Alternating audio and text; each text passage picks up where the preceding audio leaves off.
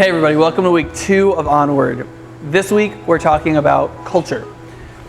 If, as we talked about last week, we're part of a kingdom, that kingdom is going to create an identity in us. And to the extent to which it creates an identity in us together, it's going to produce a culture. And that culture, to the watching world, is going to be strange. They're going to think that we're weird, and there's a very obvious reason for that. And that is that the two cultures that exist in the world in relationship to God's kingdom, that is, loving God's kingdom or rejecting its authority, come from two totally different logics. One is, the kingdom is there, God is there, we are part of His story, this is what our lives are for, and we try to live faithfully according to that.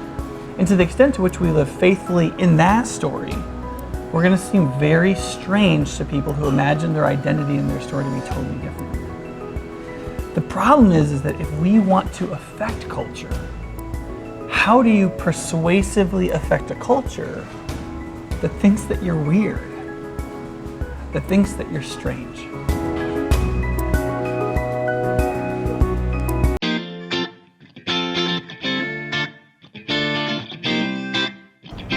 It turns out that Jesus' answer to that question wasn't that we were to take over the world or fight a vicious war against the culture of the world.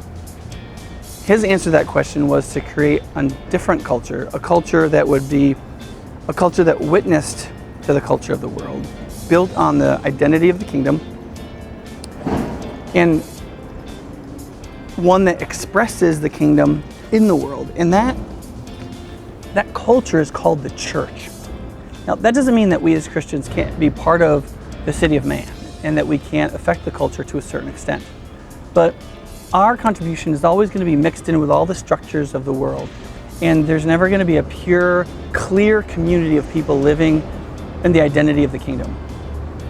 And even as individuals, we can't do that. But together in the church, we can. We can do it in local churches, and we can do it in the church connected throughout the world. And when we do that, there is a culture of the identity of the kingdom that stands as a witness to show the entire world in all of its subcultures and expressions what it looks like to be a people of the kingdom, what it looks like to respond to the gospel, to follow the one who is king, to belong to Jesus.